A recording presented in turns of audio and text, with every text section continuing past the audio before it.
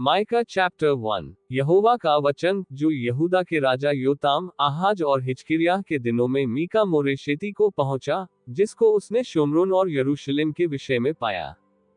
हे जाति जाति के सब लोगों, सुनो। हे पृथ्वी, तू उस सब समेत जो तुझ में है, ध्यान दे। और प्रभु यहोवा तुम्हारे विरुद्ध वरन परमेश्वर अपने पवित्र मंदिर में से तुम पर साक्षी दे। क्योंकि देख, यहोवा अपने पवित्र स्थान से बाहर निकल रहा है, और वह उतरकर पृथ्वी के ऊंचे स्थानों पर चलेगा। और पहाड़ उसके नीचे गल जाएंगे, और तराएं ऐसे फटेंगी जैसे मोम आग की आंच से, और पानी जो घाट से नीचे बहता है। ये सब याकूब के अपराध और इस्राएल के घराने के पाप के कारण से होता है। याकूब का अपराध क्या है? क्या सामरिया नहीं? और यहूदा के ऊंचे स्थान क्या है? क्या यरूशलेम नहीं? इस कारण मैं सामरिया को मैदान के खेत का ढेर कर दूंगा, और दाख का बगीचा बनाऊंगा, और मैं उसके पत्थरों को खड में लुढ़का दूंगा, और उसकी नींव उखाड़ दूंगा। उसकी सब खुदी हुई मूर्तें टुकड़े टुकड़े की जाएंगी, और जो कुछ उसने छिनाला करके कमाया है वह आग से भस्म किया जाएगा, और उसकी सब प्रतिमाओं को मैं चकनाचूर करूंगा, क्योंकि छिनाले ही की कमाई से उसने उसको संचय किया है, और वह फिर छिनाले की सी कमाई हो जाएगी। इस कारण मैं छाती पीट कर हाय हाय करूंगा, मैं लुटा हुआ सा और नंगा चला फिरा करूंगा, मैं गीदड़ों की नाई चिल्लाऊंगा और शतुर्मुर्गों की नाई रोऊंगा। क्योंकि उसका घाव असाध्य है, और विपत्ति यहूदा पर भी आ पड़ी, वरन वह मेरे जाति भाइयों पर पड़कर यरूशलेम के फाटक तक पहुंच गई है। गात नगर में इसकी चर्चा मत करो, और मत रो। बेतापरा में धूती में लोटपोट करो। हे शापीर की रहने वाली, नंगी होकर निरस चली जा, सानान की रहने वाली नहीं निकल सकती। बेतसेल के रोने पीटने के कारण उसका शरणस्थान तुमसे ले लिया जाएगा। क्योंकि मारोत की रहने वाली तो कुशल की बात जोहते जोहते तड़प गई है, क्योंकि यहोवा की ओर से यरूशलेम के फाटक तक विपत्ति आ पहुंची है। हे लाकीश की रहने वाली, अपने रथों में वेग चलने वाले घोड़े जोत, तुझी से सिरयोन की प्रजा के पाप का आरंभ हुआ, क्योंकि इस्राएल के अपराध तुझी में पाए गए। इस कारण तू गात के मोरेशेत को दान देकर दूर कर देगा। अकजीब के घर से इस्राएल के राजा धोशाही खाएंगे। हे मारेशा की रहने वाली, मैं फिर तुझ पर एक अधिकारी ठहराऊंगा, और इस्राएल के प्रतिष्ठित लोगों को अदुल्लाम में आना पड़ेगा। अपने दुलारे लड़कों के लिए अपना केश कटवाकर सिर मुंडा, वरन अपना पूरा सिर गिद्ध के समान गंजा कर दे, क्योंकि वे बंधुए होकर तेरे पास से चले गए हैं। Mica chapter 2। हाय उन पर जो बिछौनों पर पड़े हुए बुराइयों की कल्पना करते और दुष्ट कर्म की इच्छा करते हैं, और बलवंत होने के कारण भोर को दिन निकलते ही वे उसको पूरा करते हैं। वे खेतों का लालच करके उन्हें छली लेते हैं, और घरों का लालच करके उन्हें भी ले लेते हैं, और उसके घराने समेत पुरुष पर, और उसके निज भाग समेत किसी पुरुष पर अंधेर और अत्याचार कहते हैं। इस कारण यहोवा यो कहता है, मैं इस कुल पर ऐसी विपत्ति डालने पर हूँ, जिसके नीचे से तुम अपनी गर्दन हटा न सकोगे, क्योंकि वह विपत्ति का समय होगा। उस समय यह अत्यंत शोक का गीत दृष्टांत की रीति पर गाया जाएगा। हम तो सर्वनाश हो गए, वह मेरे लोगों के भाग को बिगाड़ता है। हाय, वह उसे मुझसे कितनी दूर कर देता है। वह हमारे खेत बलवा करने वाले को दे देता है। इस कारण तेरा ऐसा कोई न हो जो यहोवा की मंडली में चिट्ठी डालकर नापने की डोरी डाले। बकवासी कहा करते हैं कि बकवास न करो, इन बातें के लिए न कहा करो, ऐसे लोगों में से अपमान न मिटेगा। हे याकूब के घराने, क्या ये कहा जाए कि यहोवा का आत्मा अधीर हो गया है? क्या ये काम उसी के किए हुए हैं? क्या मेरे वचनों से उसका भला नहीं होता जो सीधाई से चलता है? परंतु कल की बात है कि मेरी प्रजा शत्रु बनकर मेरे विरुद्ध उठी है। तुम शांत और भोले भाले राहियों के तन पर से चादर छीन लेते हो, जो लड़ाई का विचार न करके निधड़क चले जाते हैं। मेरी प्रजा की स्त्रियों को तुम उनके सुखधामों से निकाल देते हो, और उनके नन्हे बच्चों से तुम मेरी दी हुई उत्तम वस्तुएं सर्वदा के लिए छीन लेते हो। उठो, चले जाओ, क्योंकि यह तुम्हारा विश्राम स्थान नहीं है। इसका कारण वह अशुद्धता है जो कठिन दुख के साथ तुम्हारा नाश करेगी। यदि कोई झूठी आत्मा में चलता हुए झूठी और व्यर्थ बातें कहे, और कहे कि मैं तुम्हें नित्य दाखमधु और मदिरा के लिए प्रचार सुनाता रहूंगा, तो वही इन लोगों का भविष्यद्वक्ता ठहरेगा। हे याकूब, मैं निश्चय तुम सबों को इकट्ठा करूंगा, मैं इसराइल के बचे हुओं को निश्चय इकट्ठा करूंगा, और बोस्रा की भेड़ बकरियों की नाई एक संग रखूंगा। उस झुंड की नाई जो अच्छी चराई में हो, वे मनुष्यों की बहुतायत के मारे कोलाहल मचाएंगे। उनके आगे आगे बाड़े का तोड़ने वाला गया है, इसलिए वे भी उसे तोड़ रहे हैं, और फाटक से होकर निकल जा रहे हैं। उनका राजा उनके आगे आगे गया, अर्थात यहोवा उनका सरदार और अगुवा है। Mica chapter 3। और मैंने कहा, हे याकूब के प्रधानों, हे इस्राएल के घराने के न्यायों, सुनो। क्या न्याय का भेद जानना तुम्हारा काम नहीं? तुम तो भलाई से बैर और बुराई से प्रीति रखते हो, मानो तुम लोगों पर से उनकी खाल और उनकी हड्डियों पर से उनका मांस उधेड़ लेते हो। वरन तुम मेरे लोगों का मांस खा भी लेते और उनकी खाल उधेड़ते हो। तुम उनकी हड्डियों को हांडी में पकाने के लिए टुकड़े टुकड़े करते हो। वे उस समय यहोवा की दुहाई देंगे, परंतु वह उनकी न सुनेगा, वरन उस समय वह उनके बुरे कामों के कारण उनसे मुंह फेर लेगा। यहोवा का ये वचन है कि जो भविष्यद्वक्ता मेरी प्रजा को भटका देते हैं, और जब उन्हें खाने को मिलता है तब शांति शांति पुकारते हैं, और यदि कोई उनके मुंह में कुछ न दे तो उसके विरुद्ध युद्ध करते को तैयार हो जाते हैं। इस कारण तुम पर ऐसी रात आएगी कि तुमको दर्शन न मिलेगा, और तुम ऐसे अंधकार में पड़ोगे कि भावी न कह सकोगे। भविष्यद्वक्ताओं के लिए सूर्य अस्त होगा, और दिन रहते उन पर अंधियारा छा जाएगा। दर्शी लज्जित होंगे, और भावी कहने वालों के मुंह काले होंगे, और वे सब के सब अपने ओठों को इसलिए ढांपेंगे कि परमेश्वर की ओर से उत्तर नहीं मिलता। परंतु मैं तो यहोवा की आत्मा से शक्ति, न्याय और पराक्रम पाकर परिपूर्ण हूँ कि मैं याकूब को उसका अपराध और इस्राएल को उसका पाप जता सकूं। हे याकूब के घराने के प्रधानों, हे इस्राएल के घराने के न्यायियों, हे न्याय से घृणा करने वालों और सब सीधी बातों की टेढ़ी मेढ़ी करने वालों, ये बात सुनो। तुम सिरयोन को हत्या करके और यरूशलेम को कुटिलता करके दृढ़ करते हो। उसके प्रधान घूस ले लेकर विचार करते और याजक दाम ले लेकर व्यवस्था देते हैं, और भविष्यद्वक्ता रुपए के लिए भावी कहते हैं। तो वे ये कहकर यहोवा पर भरोसा रखते हैं, यहोवा हमारे बीच में है, इसलिए कोई विपत्ति हम पर न आएगी। इसलिए तुम्हारे कारण सिरयोन जोतकर खेत बनाया जाएगा, और यरूशलेम दीन ही दीन हो जाएगा, और जिस पर्वत पर भवन बना है वह वन के ऊंचे स्थान सा हो जाएगा। Mica chapter 4। अंत के दिनों में ऐसा होगा कि यहोवा के भवन का पर्वत सब पहाड़ों पर दृढ़ किया जाएगा, और सब पहाड़ियों से अधिक ऊंचा किया जाएगा, और हर जाति के लोग धारा की नाई उसकी ओर चलेंगे। और बहुत जातियों के लाग जाएंगे, और आपस में कहेंगे, आओ हम यहोवा के पर्वत पर चढ़कर याकूब के परमेश्वर के भवन में जाएं, तब वह हमको अपने मार्ग सिखाएगा, और हम उसके पथों पर चलेंगे। क्योंकि यहोवा की व्यवस्था सिरयोन से और उसका वचन यरूशलेम से निकलेगा। वह बहुत देखों के लोगों का न्याय करेगा, और दूर दूर तक की सामर्थी जातियों के झगड़ों को मिटाएगा। सो वे अपनी तलवारें पीटकर हल्के फाल और अपने भालों से हंसिया बनाएंगे। तब एक जाति दूसरी जाति के विरुद्ध तलवार फिर न चलाएगी, और लोग आगे को युद्ध विद्या न सीखेंगे, परंतु वे अपनी अपनी दाखलता और अंजीर के वृक्ष तले बैठा करेंगे, और कोई उनको न डराएगा। सेनाओं के यहोवा ने यही वचन दिया है। सब राज्यों के लोग तो अपने अपने देवता का नाम लेकर चलते हैं, परंतु हम लोग अपने परमेश्वर यहोवा का नाम लेकर सदा सर्वदा चलते रहेंगे। यहोवा की यह वाणी है, उस समय मैं प्रजा के लंगड़ों को और बरबस निकाले हुओं को और जिनको मैंने दुख दिया है उन सबको इकट्ठे करूंगा, और लंगड़ों को मैं बचा रचाऊंगा, और दूर किए हुओं को एक सामर्थी जाति कर दूंगा, और यहोवा उन पर सिरयोन पर्वत के ऊपर से सदा राज्य करता रहेगा। और हे अदेर के गुम्मट, हे सिरयोन की पहाड़ी, पहली प्रभुता अर्थात यरूशलेम का राज्य तुझे मिलेगा। अब तू क्यों चिल्लाती है? क्या तुझ में कोई राजा नहीं रहा?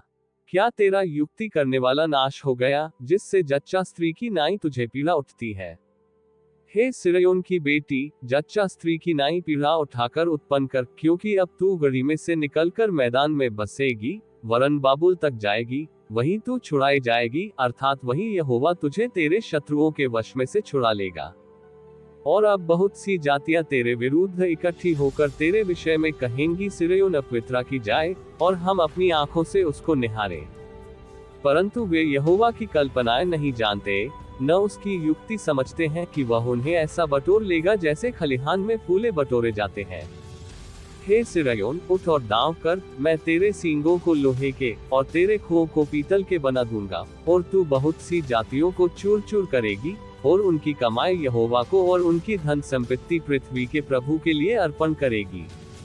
Mica chapter 5। अब हे बहुत दलों की स्वामिनी, दल बांध बांध कर इकट्ठी हो, क्योंकि उसने हम लोगों को घेर लिया है, वे इस्राएल के न्याय के गाल पर सोंटा मारेंगे।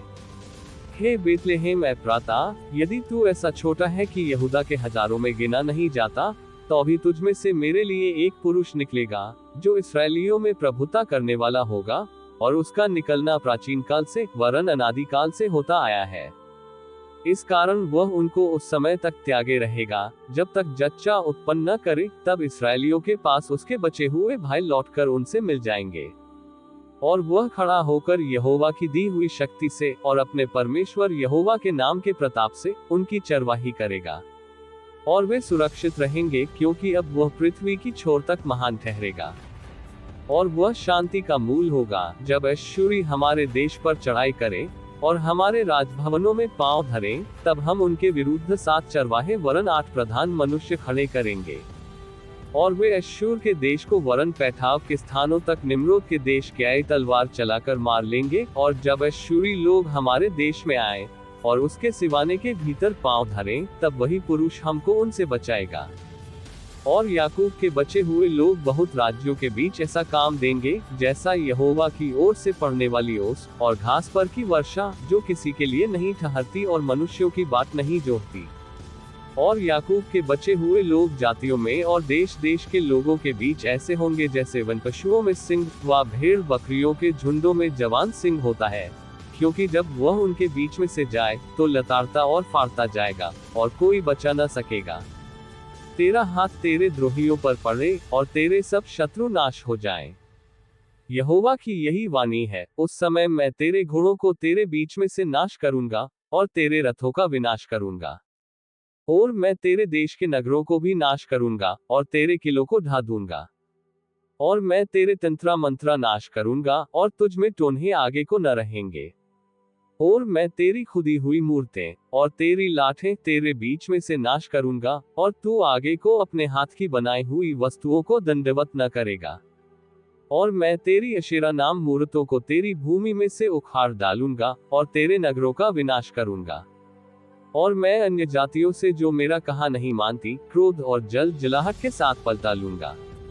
Mica chapter 6। जो बात यहोवा कहता है, उसे सुनो, उठकर पहाड़ों के सामने वाद विवाद कर, और टीले भी तेरी सुनने पाए। हे पहाड़ों और हे पृथ्वी की अटल नेव, यहोवा का वाद विवाद सुनो, क्योंकि यहोवा का अपनी प्रजा के साथ मुकमा है, और वह इस्राएल से वाद विवाद करता है। हे मेरी प्रजा, मैंने तेरा क्या किया और क्या करके मैंने तुझे उकता दिया है?